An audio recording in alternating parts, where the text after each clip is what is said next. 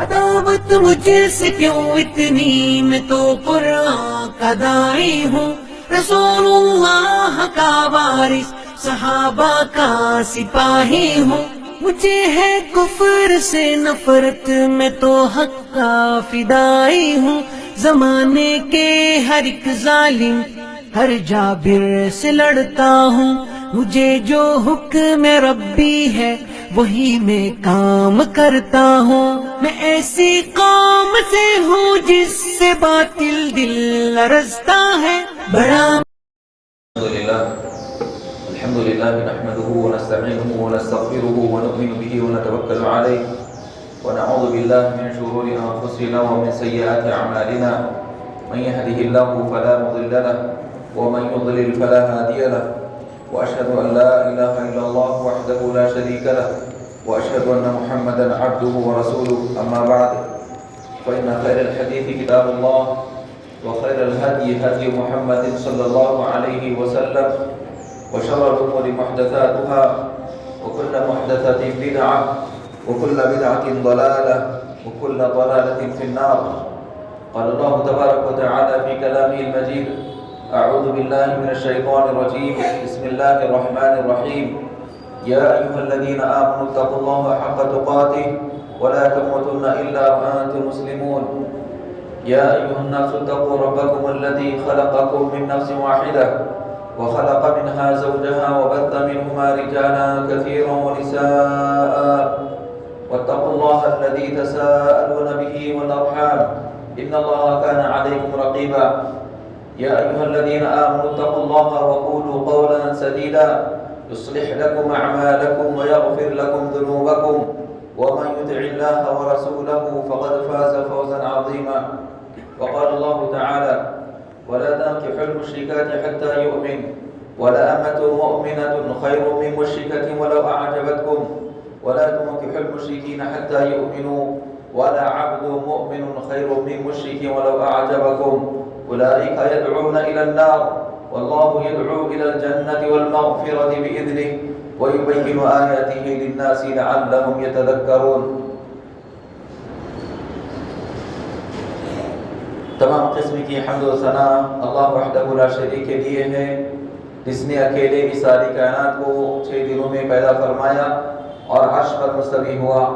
اللہ رب العالمین کا عرش پر مستوی ہونا اس کی تمام صفات اور کیفیات کی طرح اس کے شان کے مطابق ہے. بے انتہا درود اور سلام اللہ کے تمام رسولوں اور نبیوں پر، جنہوں نے اللہ رب العالمین کے پیغام کو من وعد پوری امانت داری کے ساتھ اپنے اپنے قوموں تک پہنچا دیا. خصوصاً ہمارے نبی خاتم النبیین والمرسلین محمد رسول اللہ صلی اللہ علیہ وسلم پر، جن کو اللہ رب العالمین نے رہتی دنیا تک کے لیے نبی اور رسول بنا کے بھیجا. آپ کی سچی اور کامل اتباع کے اندر دنیا اور آخرت کی کامیابی ہے.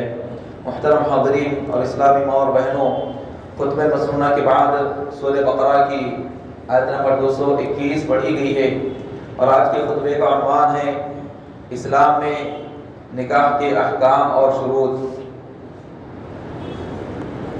درجے کی یہ مہینہ عقیدے کی وضاحت ہی کے بارے میں تھا، یعنی کہ اس بارے میں اس جمعہ بھی لوگ جس طریقے سے شرک میں مبتلا ہیں اس کے بارے میں واضح کیا جانا ضروری تھا. لیکن کئی دنوں سے اس بارے میں بہت زیادہ ضرورت محسوس کی جا رہی تھی کہ اس عنوان پر آپ کے سامنے اسلام کی تعلیمات بیان کی جائیں.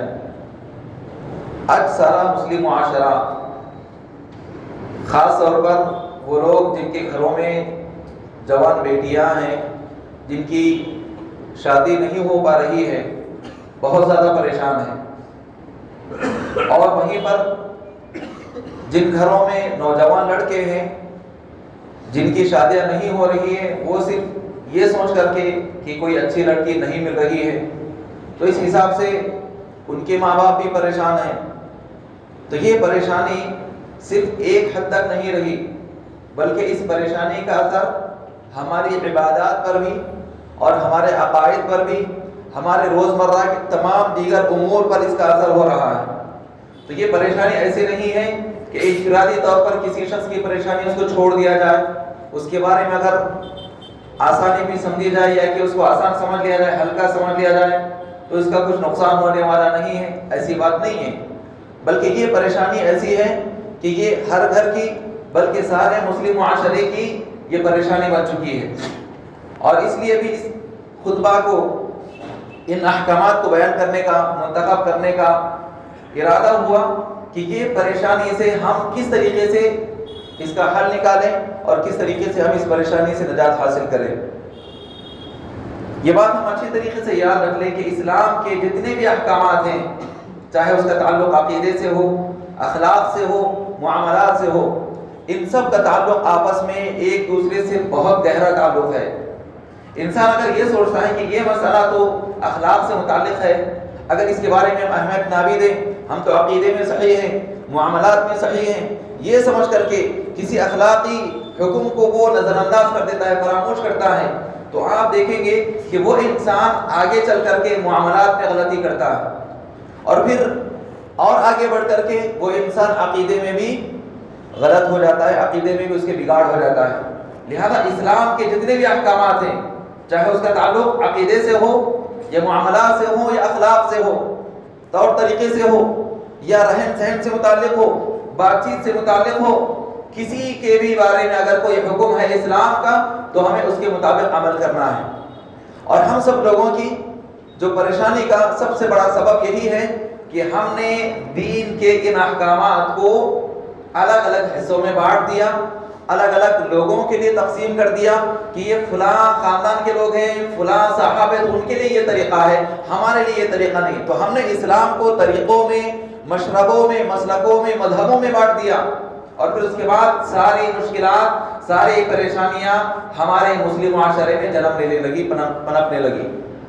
تو ان سب کا حل یہی ہے کہ ہم سب جو بھی کلمہ پڑھتے ہیں، لا الہ الا اللہ، چاہے وہ اپنے آپ کو کسی بھی خاندان سے کہنے والے ہوں، کسی بھی سلسلے سے اپنی نسبت جوڑنے والے ہوں، سب کے لیے اللہ کا کلام، سب کے لیے رسول اکرم صلی اللہ علیہ وسلم کی احادیث ہی ہدایت کا ذریعہ ہے، ہدایت کا سبب ہے۔ اس پر عمل کرنا ہی سب کے لیے نجات کی راہ ہے، نجات کا راستہ ہے۔ جو اس راستے کو چھوڑ دیں گے تو آپ دیکھ لیجئے کہ ان کے لیے پریشانیاں لازم ہیں، ان کے لیے پریشانیاں لازم ہیں۔ یہ چند تمہیدی باتیں تھیں۔ اللہ رب العالمین نے قرآن کریم کے اندر اور رسول اکرم صلی اللہ علیہ وسلم نے احادیث کے اندر اور اپنی احادیث کے ذریعے سے، اپنی سنتوں کے ذریعے سے نبی صلی اللہ علیہ وسلم نے یہ مسئلے کا حل بہت ہی آسان بتلایا ہے۔ آج ہم نے، یعنی مسلم معاشرے نے، مسلم سوسائٹی نے اس نکاح کے معاملے کو جتنا مشکل اور کٹھن بنا لیا، اتنا ہی آسان یہ دین اسلام کے اندر ہے۔ اسلام کے اندر نکاح کے بارے میں احکامات کیا ہیں؟ اللہ کے رسول صلی اللہ علیہ وسلم فرماتے ہیں النکاح من سنتی، نکاح یہ میری سنت ہے۔ دوسری حدیث میں نبی صلی اللہ علیہ وسلم نے فرمایا فمن رغب عن سنتی فلیس منی، جو میری سنت سے اعراض کر لے، جو میری سنت کے مطابق عمل نہ کرے تو اس کا مجھ سے کوئی تعلق نہیں۔ اسی طریقے سے نبی کریم صلی اللہ علیہ وسلم نے نوجوانوں سے خطاب کرتے ہوئے فرمایا یا معاشر الشباب، اے نوجوانوں، من استطاع منکم الباءۃ، جو تم میں سے شادی کی عمر کو پہنچ چکا ہے اور وہ شادی کی خواہش رکھتا ہے، فلیتزوج، اس کو چاہیے کہ وہ نکاح کر لے، فلیتزوج، اس کو چاہیے کہ وہ نکاح کر لے۔ ومن لم یستطع، اگر کوئی نوجوان شادی کی عمر کو پہنچ چکا ہے لیکن وہ شادی کی حیثیت نہیں رکھتا، یعنی بیوی کو کھلانے کے لیے اور اس کو رہن سہن کے لیے انتظام نہیں کر سکتا، اس کے لیے فقیری یا محتاجی اس کے لیے حائل ہے، تو اس شخص کے لیے نبی کریم صلی اللہ علیہ وسلم نے حل بتلایا فعلیہ بالصوم، اس کو چاہیے کہ وہ روزہ رکھے۔ اسی طریقے سے رسول اکرم صلی اللہ علیہ وسلم نے دنیا کے اندر لوگ جو نکاح کرتے ہیں کسی بھی عورت سے، کسی بھی لڑکی سے، تو اس کے جو اسباب تھے، یعنی کہ جس بنیاد پر لڑکی کا انتخاب ہوتا ہے، لڑکی کو جو سلیکٹ کیا جاتا ہے کہ ہاں ہم اس کو اپنے گھر کی بہو بنائیں گے، کوئی نوجوان سوچتا ہے کہ اس کو اپنی بیوی بناؤں گا، ایسے جو سوچتے ہیں، تو اس کے اندر نبی کریم صلی اللہ علیہ وسلم نے فرمایا کہ تنکح المرأة لأربع، چار بنیاد پر، چار چیزوں کی وجہ سے کسی بھی لڑکی سے نکاح کیا جاتا ہے۔ تو سب سے پہلے جو زیادہ لوگ نکاح کے ترجیح دیتے ہیں وہ آپ صلی اللہ علیہ وسلم نے بیان فرمایا کہ لجمالها، اس کی خوبصورتی کی وجہ سے۔ اکثر لوگ یہی دیکھتے ہیں کہ خوبصورت ہے یا نہیں ہے، پھر نبی کریم صلی اللہ علیہ وسلم نے دوسرا سبب بیان فرمایا کہ ولی حسبھا، اس کے خاندان کی وجہ سے، اس کا شراب کتنے شریف خاندان سے اور کس خاندان سے تعلق رکھنے والی، ولی نسبھا، اور اس کا سلسلہ کہاں تک جاتا ہے. یہ تین چیزوں کو اکثر لوگ ترجیح دیتے ہیں نکاح کے بارے میں. تو پھر چوتھے لوگ یا ایک چوتھی چیز ایسی ہے کہ جس کو بہت ہی کم لوگ اپنے لیے ترجیح کا سبب بناتے ہیں. آپ صلی اللہ علیہ وسلم نے فرمایا ولی دینہا، اس کے دین کی وجہ سے. نبی صلی اللہ علیہ وسلم نے خوبصورتی سے، خوبصورت لڑکی سے نکاح کرنے والے کے لیے اور حسب نسب والی لڑکی سے اور بڑے خاندان والی لڑکی سے نکاح کرنے پر آپ صلی اللہ علیہ وسلم نے خیر کے دعا یا کلمات نہیں دیے، بلکہ آپ صلی اللہ علیہ وسلم نے خیر کی دعا دی اس شخص کے لیے جو دینداری کو ترجیح دیتا ہے. نبی صلی اللہ علیہ وسلم نے فرمایا فاظفر بذات الدین تریبت یداک، تم دین کو ترجیح دو تم خوش رہو گے. نبی صلی اللہ علیہ وسلم کی دعا جس کو مل جائے بڑا خوش نصیب ہے. نوجوانوں جب اور سارے مسلمانوں، ہم سب کو نبی صلی اللہ علیہ وسلم کی دعائیں چاہیے. نبی صلی اللہ علیہ وسلم نے دعائیں دے دی ہے، اس طریقے کو اپناؤ. آپ صلی اللہ علیہ وسلم نے فرمایا کہ نکاح کے بارے میں دینداری کو ترجیح دو تو تمہارے لیے نبی صلی اللہ علیہ وسلم کی خیر و برکت والی دعا ہے. اس حدیث میں لڑکی کی دینداری کو ترجیح دینے پر نبی صلی اللہ علیہ وسلم نے خیر کی دعا دی.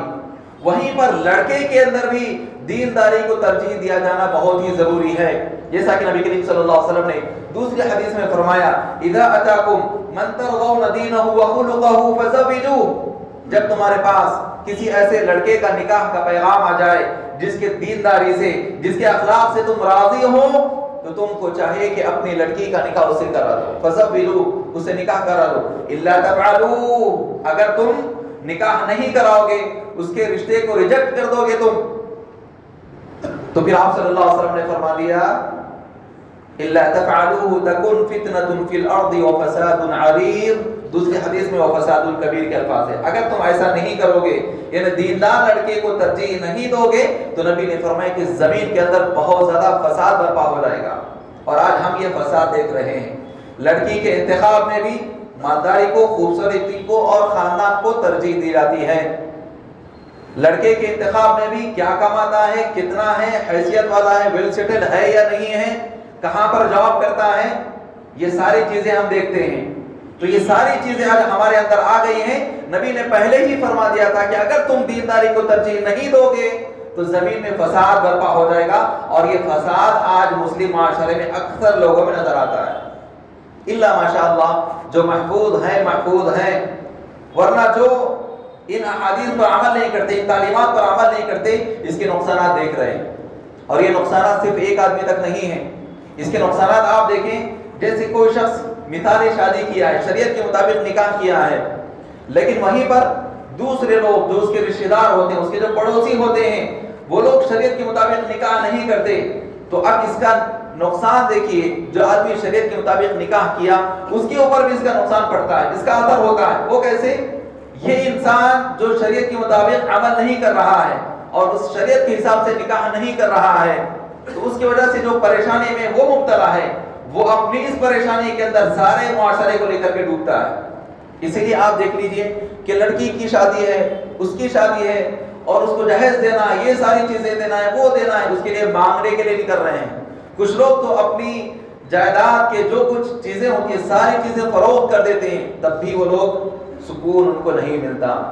تو یاد رکھ لیجئے نبی صلی اللہ علیہ وسلم نے دینداری کو ترجیح دینے کا حکم دیا. نکاح کے احکام کیا ہے، نکاح کے شروط کیا ہے؟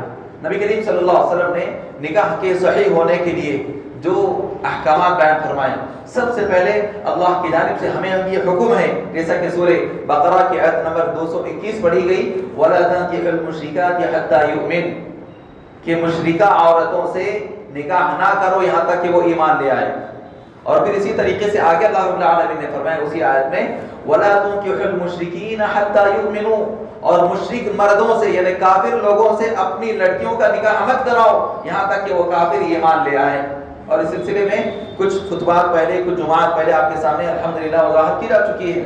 تو نکاح کی سب سے پہلی شرط یہ ہے کہ لڑکا اور لڑکی یہ دونوں ایمان والے ہونا ہے. یہ پہلی شرط ہے، یہ پہلی شرط ہے. دوسری شرط کیا ہے؟ لڑکی کے لیے اس کے ولی کی رضامندی ضروری ہے. دوسری شرط کیا ہے؟ لڑکی کے لیے اس کے ولی کی رضامندی ضروری ہے۔ ولی کون ہوتا ہے؟ باپ، چاچا، اگر باپ کا انتقال ہو گیا تو چاچا، یا چاچا وغیرہ نہیں تو ماموں، اس طریقے کے جو لوگ ہیں، یہ اسی طریقے سے بھائی، یہ بھی ولی بنتے ہیں۔ تو نبی کریم صلی اللہ علیہ وسلم نے فرمایا کہ لا نکاح الا بولی، ولی کی رضامندی کے بغیر کوئی نکاح نہیں ہوتا۔ اور پھر آپ صلی اللہ علیہ وسلم نے دوسری حدیث میں فرمایا ایما امرأۃ نکحت بغیر اذن ولیها فنکاحها باطل فنکاحها باطل فنکاحها باطل۔ نبی صلی اللہ علیہ وسلم نے 3 مرتبہ فرمایا کہ جس لڑکی نے بھی، جس عورت نے بھی اپنا نکاح اپنے ولی کی رضامندی کے بغیر کر لیا تو اس کا نکاح باطل ہے، اس کا نکاح باطل ہے، اس کا نکاح باطل ہے۔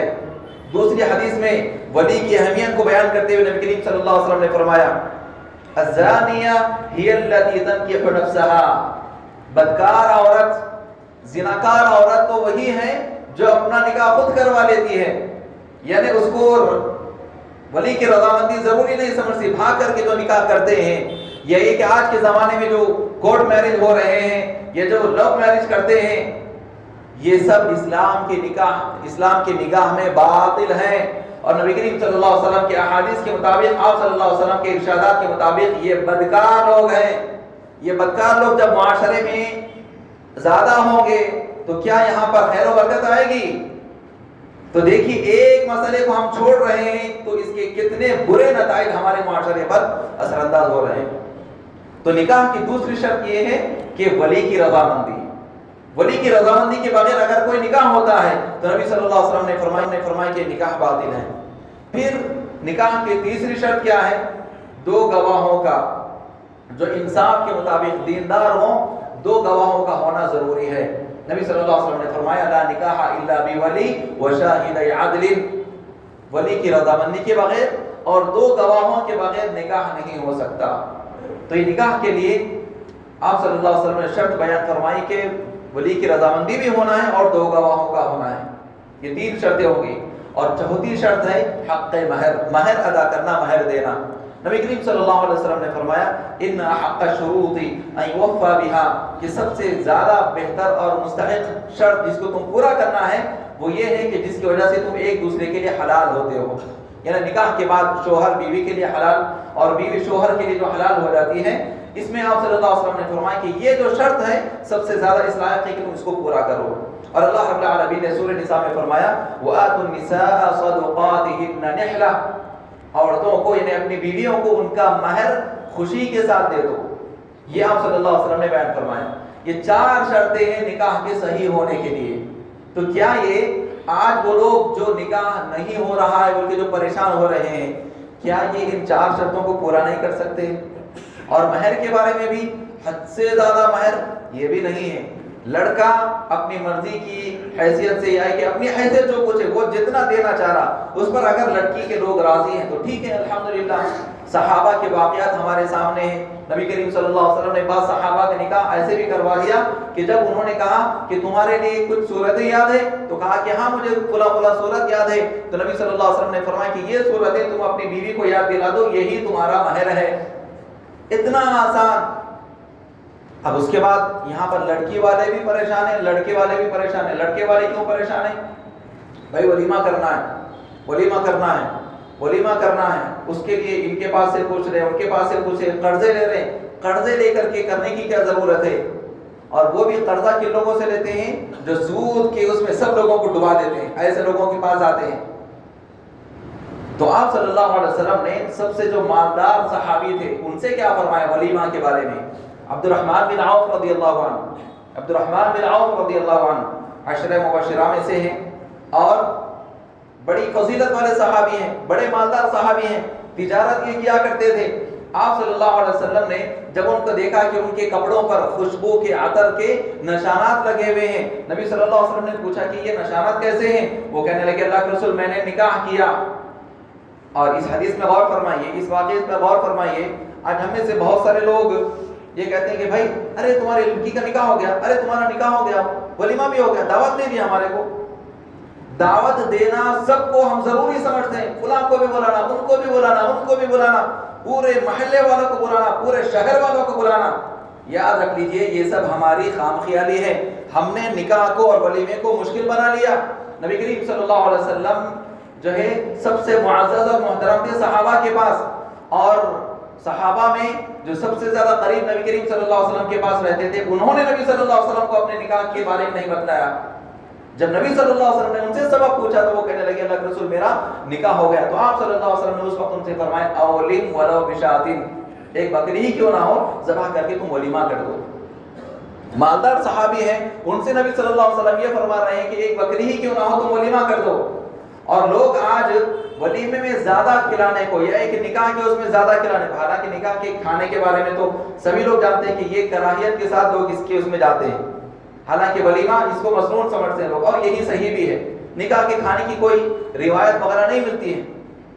ولیمہ جس کے بارے میں سب سے ہم یہ سمجھتے ہیں کہ ہم اپنی حیثیت سے کھلانا, میں اتنا مالدار ہوں تو اتنا کھلانا ضروری ہے, تو ہم اپنے پیسے کو یہ کھلانے میں خرچ کر رہے ہیں. اللہ کی قسم ہے یہ فضول خرچی ہے. ان المبذرین کانوا اخوان الشیاطین, فضول خرچی کرنے والے شیاطین کے بھائی ہیں. اس میں کتنا خرچ کیا جاتا ہے جو کئی سالوں تک انسان کماتے رہتا ہے. غریب انسان یا ایک متوسط درجے کا انسان جو ہے وہ انسان کئی سالوں کی محنت کے بعد کچھ جمع کر سکتا ہے. یہ مالدار لوگ جن کے پاس پیسہ ہوتا ہے صرف ایک ہی رات کے لیے, ایک ہی دن کے لیے سارا سب کچھ خرچ کر دیتے ہیں, اور پھر کہتے ہیں کہ بھائی ہم اپنی حیثیت سے اگر کم کھلائیں گے تو لوگ ہمارے بارے میں کیا سوچیں گے, تو لوگ ہمارے بارے میں کیا سوچیں گے, یہ سوچ کر کے ہم جو غلطی کر رہے ہیں, تو اپنی حیثیت جو بدلانا چاہتے ہیں, تو ان لوگوں سے ہمارا سوال یہی ہے کہ سب سے بڑی حیثیت والے نبی کریم صلی اللہ علیہ وسلم تھے. سب سے بڑی حیثیت والے نبی صلی اللہ علیہ وسلم تھے, اور نبی صلی اللہ علیہ وسلم نے اپنا سب سے اچھا ولیمہ جو کیا تھا وہ کون سا ولیمہ تھا, اس میں آپ صلی اللہ علیہ وسلم نے کیا کھلایا تھا.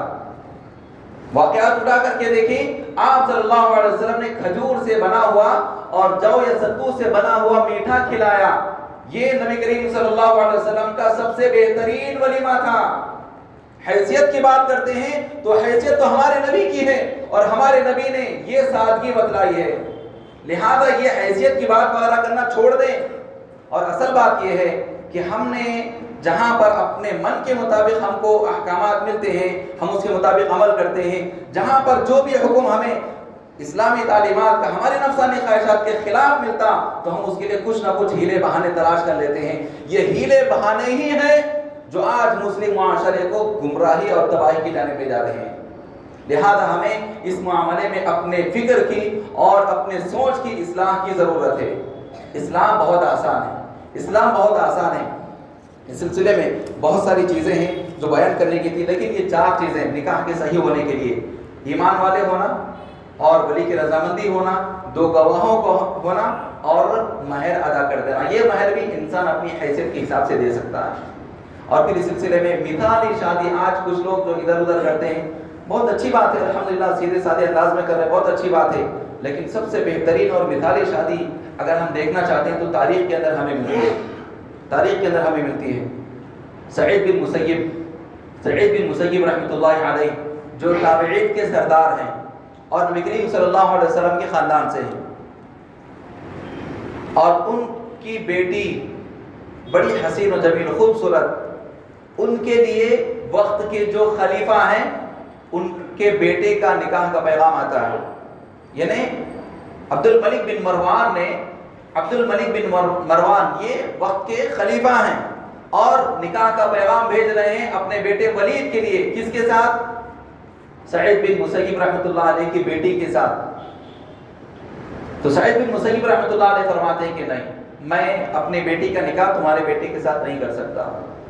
حالانکہ سب سے حیثیت والا خاندان کے حساب سے دیکھیں تو خلیفہ کا بیٹا ہے, اور آگے وہ خود خلیفہ بننے والا ہے. ان کو ولی عہد بنا دیا گیا تھا, ولید کو ان کے لیے نکاح کا پیغام بھیجا گیا. تو سعید بن مسیب رحمۃ اللہ علیہ نے کہا کہ نہیں, میں اپنی بیٹی کا نکاح تم سے نہیں کرا سکتا. اب آگے دیکھیں آپ, سعید بن مسیب رحمۃ اللہ علیہ ہمیشہ جیسے ہی اذان ہوتی مسجد میں سب سے پہلے اور نمازیں پڑھ کر کے لوگ چلے جاتے, سب سے اخیر میں سعید بن مسیب رحمۃ اللہ علیہ اپنے مقام سے اٹھ کر کے گھر کو جاتے تھے, مسجد سے اٹھ کر کے, اور مسجد نبوی میں درس دیا کرتے تھے حدیث کا. اور ان کے درس کے اندر بہت سارے طلباء آ کر کے بیٹھتے تھے، علم حاصل کیا کرتے تھے۔ تو ان میں ایک ان کے شاگرد تھے جن کا نام تھا ابو وداع، جو بڑے ہی غریب تھے، صبح سے لے کر شام تک جنگل چلے جاتے، لکڑیاں کاٹتے، اس کو بیچتے اور اس سے جو کچھ حاصل ہوتا وہ اپنے روزی روٹی اس سے کمایا کرتے تھے۔ یتیم پیدا ہوئے تھے اور جب جوان تھے تو بالکل غربت کی حالت ان کی تھی۔ ان کی بیوی کا انتقال ہو گیا، کئی دن تک وہ مسجد میں اور سعید بن مسیب رحمۃ اللہ علیہ کے درس میں نظر نہیں آئے۔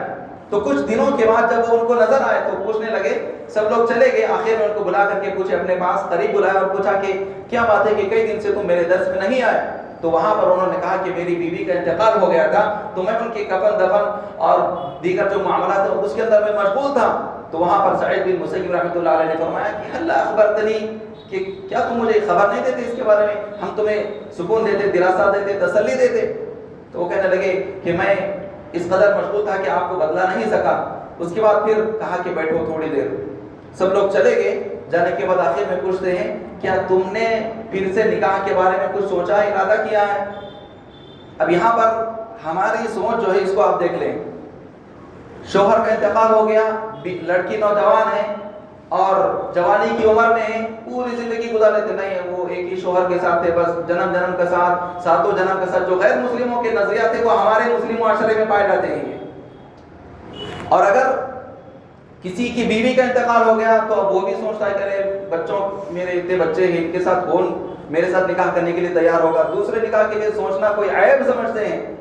تو وہاں پر انتقال کے چند ہی دنوں بعد جب پہلی ملاقات ہو رہی ہے استاد سے، سعید التابعین سعید بن مسیب رحمۃ اللہ علیہ یہ پوچھتے کہ کیا تم نے نئے نکاح کے بارے میں سوچا ہے، پھر سے نکاح کرنے کا تم نے ارادہ کیا ہے؟ تو وہ کہنے لگے ابھی تو مجھے موقع نہیں ملا۔ اور پھر اس کے بعد وہ کہنے لگے مجھ سے کون نکاح کرائے گا، مجھ جیسے غریب سے کون نکاح کرائے گا؟ میرے پاس گھر میں صرف 2 یا 3 دن ہمیں، بس اس سے بڑھ کر کے میرے پاس کچھ نہیں ہے۔ کہنے لگے اگر میں اپنی بیٹی کا نکاح تم سے کراؤں تو کیا تم راضی ہو؟ وہ کہنے لگے آپ اپنی بیٹی کا نکاح مجھ سے کرائیں گے؟ تو اسی وقت لوگوں کو مسجد میں جو کچھ باقی تھے ان کو جمع کیا سعید بن مسیب رحمۃ اللہ علیہ کہ لوگوں رک جاؤ، اللہ کی تعریف بیان کی۔ اسی مجلس میں ان کا نکاح، خود میں نکاح وہاں پر پڑھا دیا اور اس کے بعد ان کو بولے جاؤ ولیمے کی تیاری کرو۔ اور وہ اس وقت ابو وداع رحمۃ اللہ علیہ وہاں سے نکلتے اپنے گھر آتے ہیں، پریشان ہیں، اور وہ یہ بھی بھول گئے تھے کہ وہ اس دن روزے سے تھے۔ سعید بن مسیب رحمۃ اللہ علیہ نے نکاح پڑھا دیا اور وہ جو لڑکے ہیں جن کا نکاح ہوا ابو وداع رحمۃ اللہ علیہ، وہ اس دن روزے سے تھے، وہ یہ بتلانا بھی بھول گئے کہ میں روزے سے ہوں۔ اور جب گھر آئے تو اس وقت ان کے پاس افطار کرنے کے لیے بھی کچھ نہیں ہے۔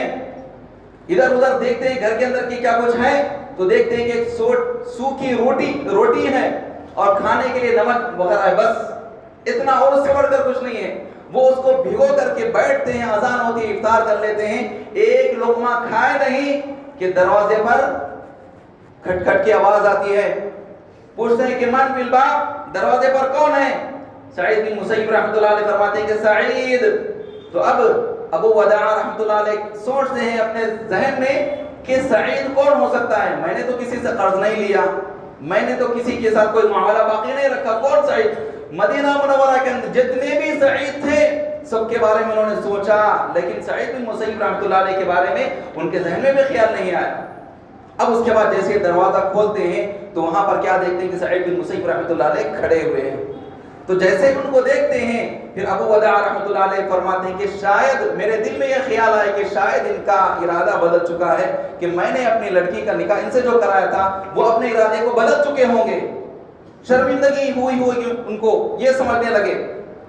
لیکن پھر اس کے بعد کہنے لگے کہ آپ اگر مجھے کہتے تو میں آپ کے پاس آ جاتا، آپ تکلیف کیوں اٹھائے؟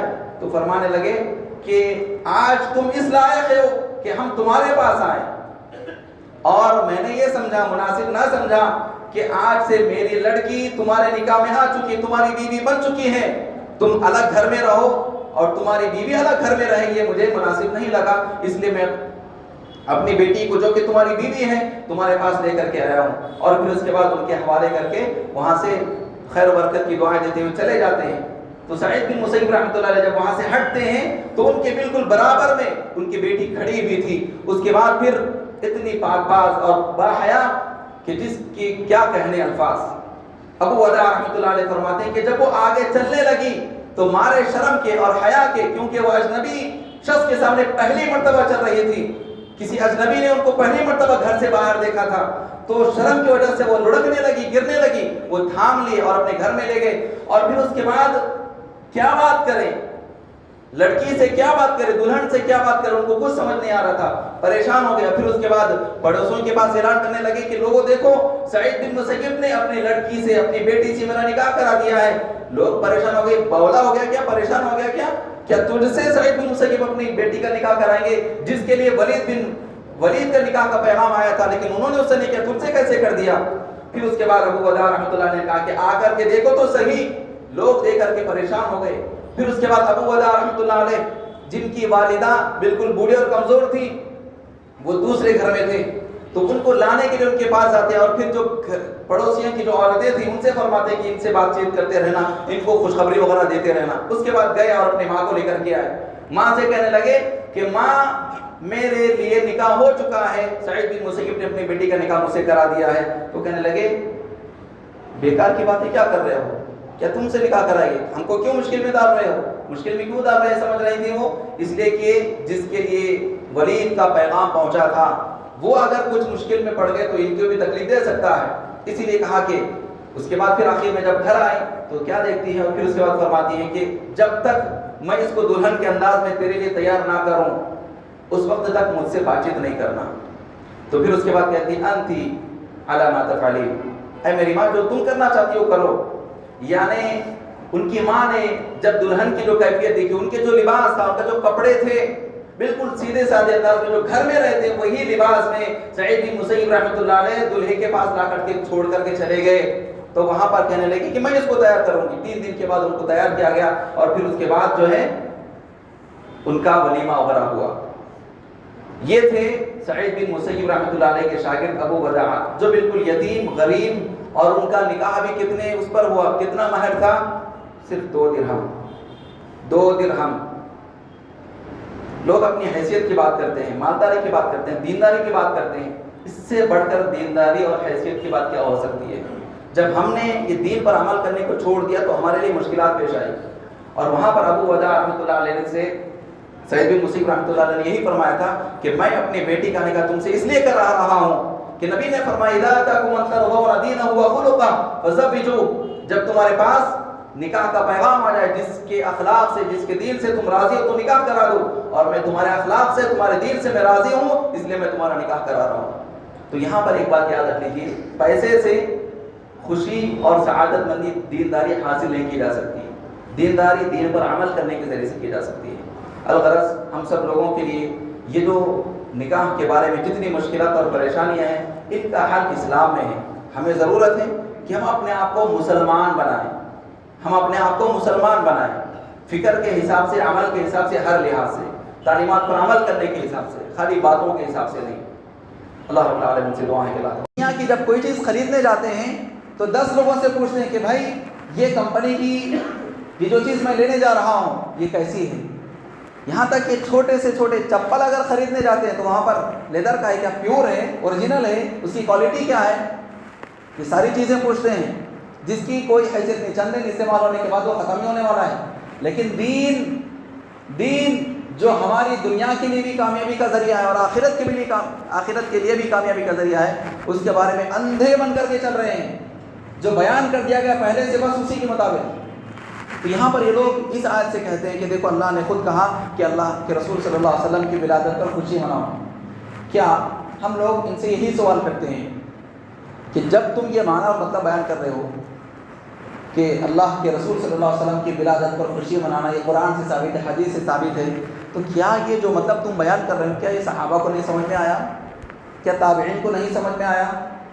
آگے بڑھ کر کے یہ بتلائیے جس امام کی تم تقلید کرنے کا دم بھرتے ہو کہ ہم فلاں کے مقلد ہیں، کیا ان کو یاد اس طریقے سے سمجھ میں نہیں جیسے تم بیان کر رہے ہو؟ تو صاف طور پر یہ بات معلوم ہوگی کہ قرآن کو صحابہ کے طریقے کے مطابق سمجھنا ہے. تو صحابہ نے اس آیت سے مراد کیا سمجھا ہے؟ اللہ کی کتاب قرآن کریم ہے اور اس پر خوش ہونا، یعنی اللہ رب العالمین نے ہمارے لیے ہدایت کی باتیں بیان کر دی ہیں، اس پر اللہ کا شکر ادا کرنا ہے. یہ ہے، نہ یہ کہ عید میلاد وغیرہ. اسی طریقے سے ایک اور آیت ہے اللہ رب العالمین کے بارے میں، اللہ تعالیٰ نے فرمایا کہ الرحمن علی العرش استویٰ، سورہ طٰہٰ کی آیت نمبر 5 ہے، اللہ نے فرمایا کہ رحمان یعنی اللہ تبارک و تعالیٰ عرش پر مستوی ہے۔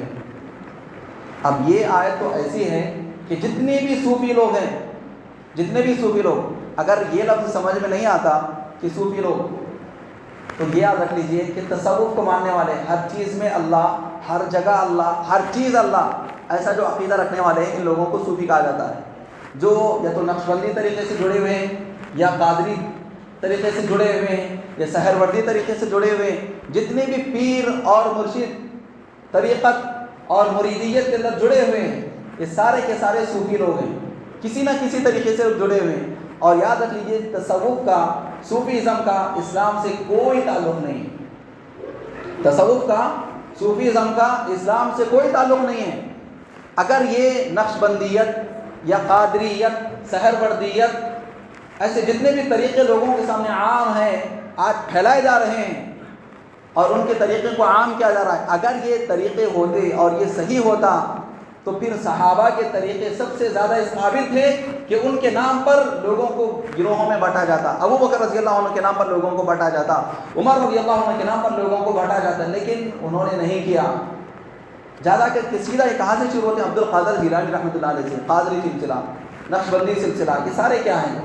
اور پھر آج لوگ کہتے ہیں کہ دیکھو ہم ان کے طریقے پر چلنا اور ان کے طریقے کو عام کرتے ہیں، اور حد تو ہو گئی۔ ان کے جو طریقوں کے اندر یعنی لیڈر بنے ہوئے ہیں، امام بنے ہوئے ہیں، ان میں سے ایک شخص یہ کہتا ہے کہ حضرت معاویہ رضی اللہ عنہ کے بارے میں لفظ بھی استعمال کرتا ہے کہ معاویہ صاحب، معاویہ رضی اللہ عنہ جو کاتبین وحی میں سے ہیں، اور تمام صحابہ کے بارے میں اللہ رب العالمین نے جنتی ہونے کی بشارت نازل کر دی ہے۔ وہ صحابی کا ادب اور احترام ایسے لوگوں کو راس نہیں آتا، وہ کہتے ہیں کہ معاویہ صاحب، نعوذ باللہ، اور پھر یہ جماعت کے بڑے گروپ بنے ہوئے ہیں۔ تو یاد رکھ لیجئے یہ سارے گمراہ طریقے ہیں، اس سے بچنا چاہیے۔ تو یہ جو آیت ہے الرحمن علی العرش استویٰ، اللہ تبارک و تعالیٰ عرش پر مستوی ہے، اس کے بارے میں ایک بات یاد رکھ لیجئے، اللہ تبارک و تعالیٰ عرش پر مستوی ہے، اس کی کیفیت کیا ہے، اس کی تفصیلات کیا ہیں، اللہ بہتر جانتا ہے، اس کی شان کے مطابق ہے۔ امام مالک رحمۃ اللہ علیہ سے کسی نے پوچھا کہ اللہ تبارک و تعالیٰ عرش پر ہے، اس کی کیفیت کیا ہے؟ تو آپ نے فرمایا کہ الاستواء معلوم، اللہ تبارک و تعالیٰ عرش پر ہے، ہمیں معلوم ہے، والکیف مجہول، اللہ تبارک و تعالیٰ عرش پر کیسے ہے یہ کیفیت نہیں بیان کی گئی، والسؤال عنہ بدعہ، اس کے بارے میں سوال کرنا کہ اللہ تعالیٰ عرش پر کیسے ہے یہ سوال کرنا بدعت ہے، والایمان بہ واجب، اس پر ایمان لانا ضروری ہے۔ اب یہاں پر جیسے کہ میں نے کہا کہ نام لینا ضروری ہے تاکہ لوگوں کو سمجھ میں آ جائے۔ بیچارے ہمارے تبلیغ جماعت کے لوگ، تبلیغ جماعت کے بھائی طارق جمیل صاحب کو بہت زیادہ سنتے ہیں، اور ان کو نہ جانے علامہ اور نہ جانے کیسے کیسے القاب سے ان کو پکارتے ہیں۔ اب وہ جو ہے بیان کرتے وقت کرسی سے اٹھ کر کے، ان کا انداز آپ کو معلوم ہے اور ان کے الفاظ کیسے ہوتے ہیں یہ بھی آپ کو معلوم ہے۔ اب وہ جو ہے اللہ میرا رب عرش پہ ایسے ہے، کرسی پر سے اتر کے کرسی پر بیٹھ کر کے بتلا رہے ہیں۔ یہ کیفیت کس نے بتلائی آپ کو؟ کس نے بتلائی؟ یہ کیفیت بیان کرنا یہ صحابہ کا طریقہ نہیں تھا، یہ صحابہ کا طریقہ نہیں تھا۔ اور کچھ لوگ اس کا انکار کرتے ہیں، جیسے بہت سارے لوگ یہ کہتے ہیں، آج بہت سارے لوگوں کو جب یہ پوچھا جائے کہ اللہ تعالیٰ کہاں ہے، یہ کیا سوال کر رہے ہیں آپ؟ جب ہم یہ کہتے ہیں کہ اللہ تعالیٰ کہاں ہے تو فوراً یہ کہتے ہیں کہ یہ کیا سوال کر رہے ہیں، یہ بیکار کے سوال ہم سے نہیں کرنا۔ دیکھو مسلمانوں کو بہت زیادہ پریشانیاں ہیں، عراق میں ویسا ہو رہا، افغانستان میں ایسے ہو رہا، ملک شام میں ایسے ہو رہا، وہاں پر ایسے ہو رہا، یہاں پر ایسے، بہت زیادہ مشکلات۔ یہ مشکلوں کے وقت آپ یہ مسائل نہ کو چھیڑو، ایسے کہتے ہیں۔ یاد رکھ لیجیے یہ مسائل نہیں ہیں کہ کوئی آدمی آمین زور سے کہہ رہا ہے یا نہیں کہہ رہا ہے، کوئی آدمی اپنے ہاتھ کو سینے پر باندھ رہا ہے یا نہیں باندھ رہا ہے، یہ مسائل نہیں ہیں، بلکہ یہ عقیدے کی بات ہے۔ رسول اکرم صلی اللہ علیہ وسلم نے اس کو عقیدے میں شامل فرمایا۔ آپ صلی اللہ علیہ وسلم نے جب آپ سے کہا گیا کہ میرے پاس ایک باندی ہے، میں اس کو آزاد کرنا چاہتا ہوں، رسول اکرم صلی اللہ علیہ وسلم نے اس سے پوچھا کہ این اللہ، اللہ تعالیٰ کہاں ہے؟ تو اس نے فاشارت الی السماء، کہا کہ اللہ تعالیٰ آسمانوں میں ہے۔ اور پھر آپ نے پوچھا کہ من انا، میں کون ہوں؟ تو اس باندی نے کہا انت رسول اللہ، اللہ کے رسول ہیں۔ تو آپ صلی اللہ علیہ وسلم نے کیا فرمایا؟ اعتقھا فانھا مؤمنہ، اس کو آزاد کر دو کیونکہ یہ ایمان والی ہے۔ اگر یہ سوال کہ اللہ تعالیٰ کہاں پر ہے یہ مسائل میں سے ہوتا یا اتنا اہم نہیں ہوتا جتنا آج لوگ سمجھتے ہیں، اگر یہ اہم نہیں ہوتا تو رسول اکرم صلی اللہ علیہ وسلم صرف 2 سوالات کی بنیاد پر اس عورت کو ایمان والی نہیں کہتے، اور اس سے یہی سوال نہیں کرتے بلکہ دوسرے سوال کرتے۔ یہ اہم تھا، اسی لیے آپ صلی اللہ علیہ وسلم نے اس عورت سے پوچھا۔ آج آپ بہت سارے لوگوں کو دیکھیں، جیسے اس کا انکار کرنے کے لیے لوگ یہ کہتے ہیں کہ اللہ تعالیٰ کے لیے مکانیت ثابت کرنا شرک ہے، کفر ہے۔ یہ کس نے کہا اللہ تعالیٰ کے لیے مکانیت ثابت کرنا شرک ہے، کفر ہے؟ کیا قرآن میں ہے؟ اللہ تبارک و تعالیٰ نے صاف طور پر یہ کہہ دیا کہ الرحمن علی العرش استویٰ، اور پھر اس کا مطلب لوگ کیا سمجھتے ہیں، جیسے آپ لوگ یہ سن چکے ہیں کہ اس کا انکار کرنے کے لیے اللہ تعالیٰ اللہ اکبر، اللہ سب سے بڑا ہے۔ اب بڑے کے لیے کہتے ہیں کہ دیکھو اب یہ ٹیبل ہے اور یہ موبائل ہے، موبائل ٹیبل کے اوپر آ رہا ہے یا موبائل کے اوپر ٹیبل رکھ رہے ہیں؟